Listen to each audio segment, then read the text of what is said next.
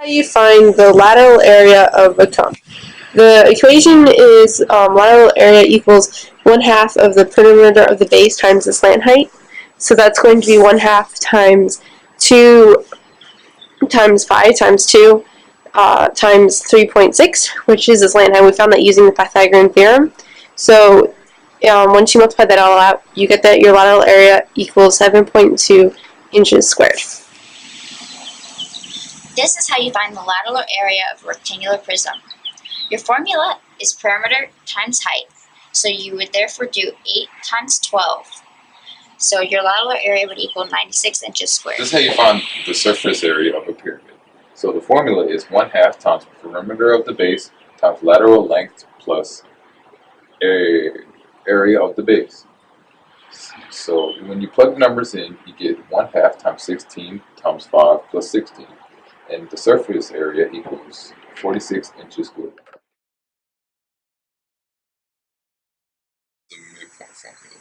X1 plus X2 over 2 times Y1 plus Y2 over 2.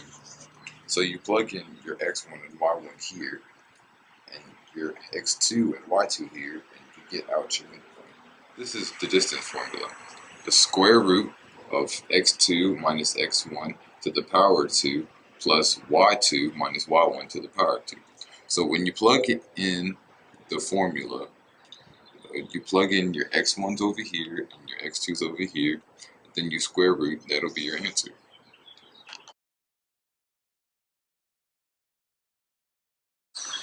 These are your types of rotations. This is a 90-degree rotation, which would go from your xy to negative y x. This is a 180 rotation, which is xy to negative x, negative y. This is a 270 rotation, which is xy to y, negative x, and this is 360.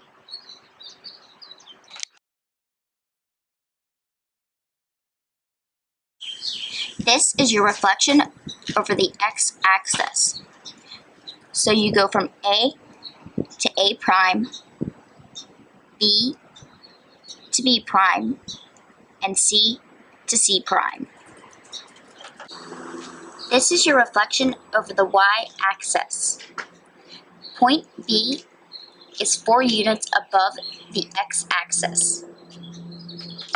This is your reflection over the axis y equals x. So for this, your reflection would go right across the middle of the graph. So that is why P is being reflected right over the middle. This is called translating. See how point D is translated over to now that it's D prime, and C is translated over, so now it is C prime.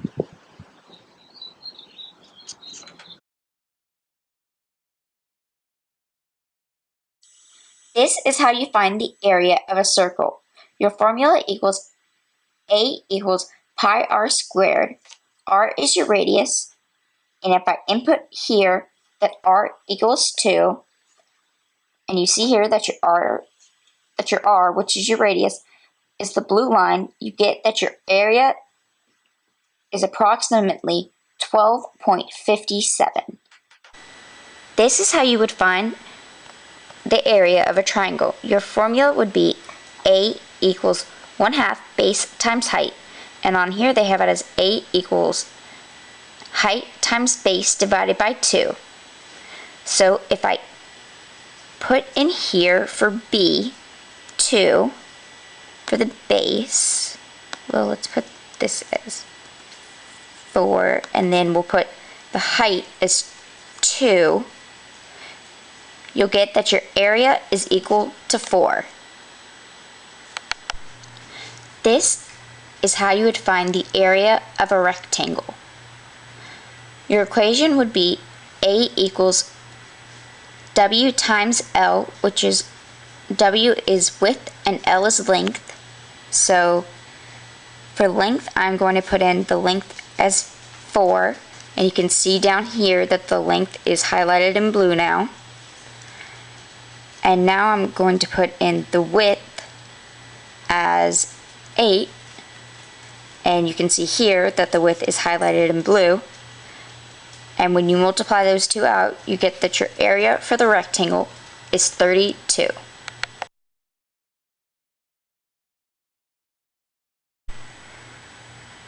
This is what is called CPCTC, which stands for corresponding parts of congruent triangles are congruent. This is side, side, side. It is called side, side, side because all of the sides on each triangle are congruent.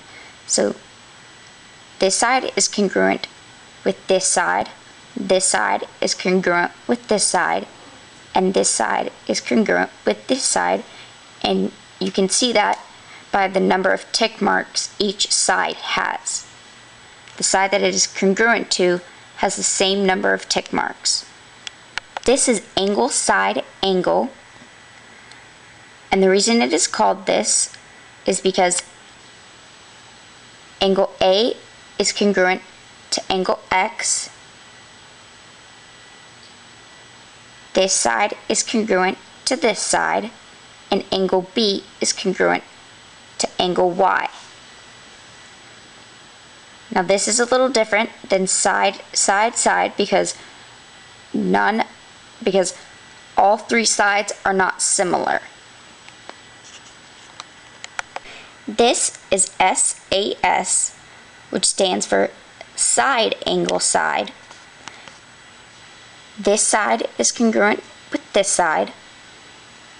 Angle C is congruent with angle Z, and this side is congruent to this side. This is the triangular sum theorem, which means all angles added together equal a total of 180 degrees. So angle 1 plus angle 2 plus angle 3, all added together equals 180 degrees. This is the isosceles triangle theorem. That means the base angles of an isosceles triangle are the same. So angle B and angle C are the same.